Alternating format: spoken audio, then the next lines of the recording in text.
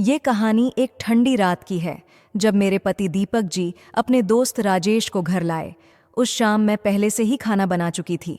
राजेश को मैं पहले से जानती थी, इसलिए उसे देखकर मुझे कोई हैरानी नहीं हुई। दीपक और राजेश दोनों हॉल में बैठे और मैंने उनके लिए गरम गरम चाय बनाई। दोनों ने चाय पी और बातों में मशगूल हो गए। 1 घंटे के बाद दीपक बोले, सोना, आज राजेश हमारे घर ही रुकेगा, तुम खाना ले आओ। मैंने कहा, ठीक है। हाँ, मैं अपना नाम बताना तो भूल ही गई। मेरा नाम शिवानी है और लोग कहते हैं कि मैं दिखने में बिल्कुल आलिया जैसी लगती हूँ। खैर, मैं खाना लेकर आई और हम तीनों खाने लगे। खाना खत्म होने के बाद दीपक ने मुझसे ड्रिंक लाने को कहा।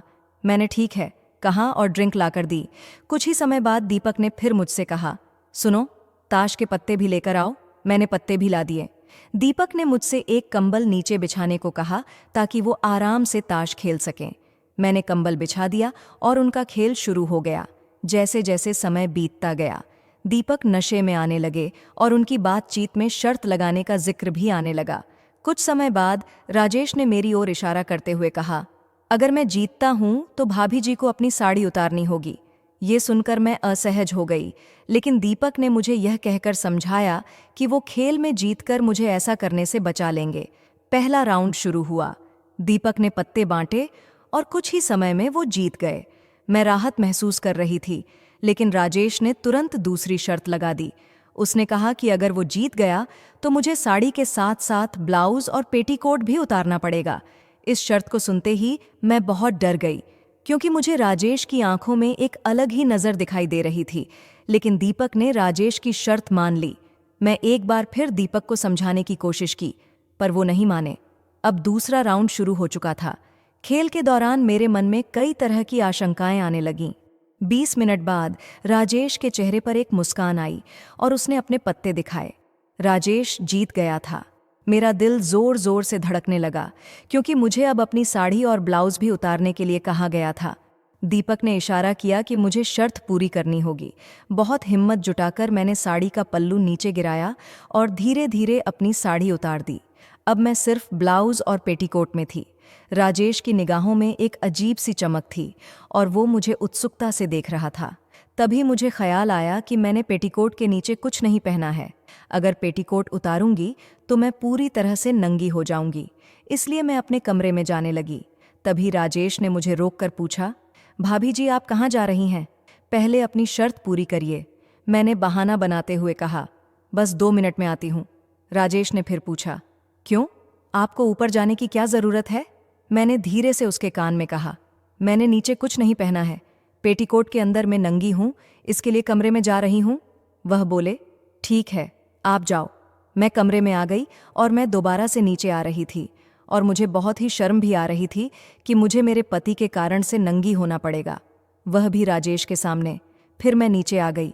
दीपक ने मुझे और आंखों से इशारा करते हुए पूछी, पेंटी पहन ली ना? मैंने भी धीरे से आंखों की इशारा से बता दी, हाँ।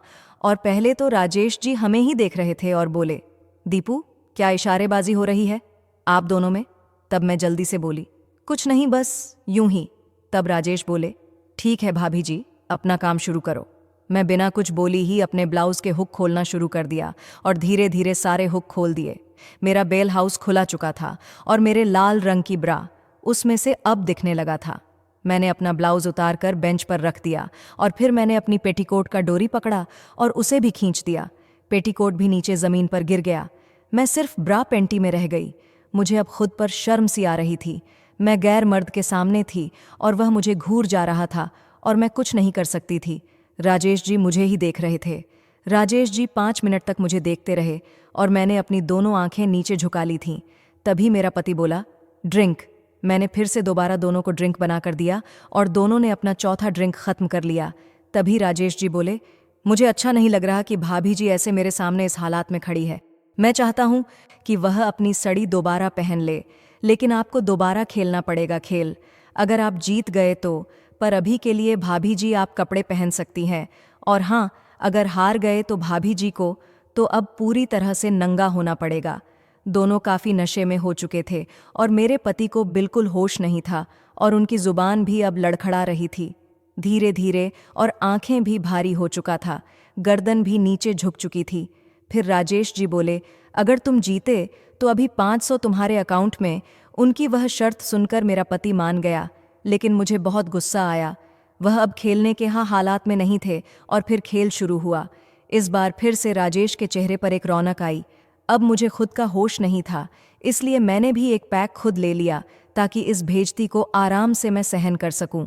खेल चलता रहा और तकरीबन 15 मिनट तक खेल चलने के बाद दोबारा फिर राजेश जी के गेम जीत गए और अब वह बोले, मैं जीत गया हूं। यह सुनकर मेरी तो होश ही उड़ गई। राजेश जी जोर से हंसने लगे और बोले, भाभी आप सारे कपड़े भी उतार दो, आप अपने फील्ड का दर्शन करवा दो। मैं नज़र झुकाए अपना हाथ पीछे लेकर गई और धीरे से दोबारा ब्रा खोल दिया और मेरी ब्रा लूज हो गई और नीचे को लटक गई। मैंने अपने दोनों कंधों से उतारकर साथ वाले टेबल पर रख दी। फिर मैंने अपने दोनों हाथ से पेटी भी उतार दी। अब इस वक्त मैं अपने पति की कारण से गैर मर्द के सामने बिल्कुल नंगी खड़ी थी। मेरे बदन पर एक भी बार नहीं थी। शीशे की तरह बदन पूरा चमक रहा था। राजेश जी मेरी चिड़िया की तरफ इशारा करते हुए बोला, भाभी ये क्या चीज़ होती है? मैं शर्मा गई फ्रेंड। हमारी शादी को अभी सिर्फ 4 साल हुई थी, इसलिए मैं अपने दोनों हाथों में रोज़ मेहंदी लगाती थी और मैं गले में माला पहनती थी। उस दिन मैं 12 कलर की लिपस्टिक लगाई थी और मेरे होंठ रसीले हो गए थे। मैंने उस दिन पूरा मेकअप किया हुआ था और मेरी चिड़िया में जो एक पहल थी वह तो मेरे बदन को और तरासन 5वां ड्रिंक ले लिया और खेल फिर से शुरू कर दिया।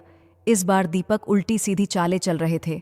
मुझे अब डर लगने लगा, मेरे पर काम खत्म हो जाएगा। गेम खेलते खेलते मेरे पति नशे में सो गए। राजेश ने बोला, भाभी दीपक तो सो गया, अब आप इस गेम को अब आप पूरा करिए। मैं धीरे से बोली, मुझे नहीं पता खेलने का। तो राजेश जी धीरे से बोले, ठीक है, फिर हम दोनों चलते हैं बेडरूम में, मैं वहां आपको सिखा दूंगा। अब मैं राजेश जी का हाव भाव समझ गई थी। फिर राजेश जी मुस्कुराने लगे और मेरा चेहरा उतरा जा रहा था। अब बिल्कुल मुझे पता चल गया था कि अब मेरी पिच की खुदाई होने वाली है, जोरदार वाली, वह भी एक पराये मर्द से, और मेरा पति बिल्कुल गहरी नींद में सोए गए थे। राजेश जी उठकर मेरे पास आए और बोले, चले कमरे में। मेरी सर नीचे झुकी हुई थी। उन्होंने मेरा हाथ पड़ा और मुझे खड़ा किया, फिर मेरी सर पर हाथ रखा और मेरा चेहरा ऊपर की ओर उठाया और बोले, चले हम दोनों। मैं बहुत ही डरी हुई थी। अब हम दोनों बेडरूम में चले लगे। तभी जी राजेश जी ने मेरी जुल्फों को मेरे कमर के पीछे किया और मेरा हाथ पकड़कर मुझे रूम में ले जान लगे और मेरे सारे कपड़े नीचे हल रूम में ही पड़े हुए थे। राजेश ने मेरा हाथ पकड़कर मुझे वैसे ही हालात में मेरे बेडरूम तक ले आए। हम दोनों मेरे बेडरूम में आ गए। हमारे बेडरूम में आते ही उनका विकेट खड़ा हो गया और मैं भयानक खिलाड़ी के पास खड़ी थी और धीरे से राजेश ने डोर ठहरा दिया। उस समय रात के लगभग 1 बजाने वाला था।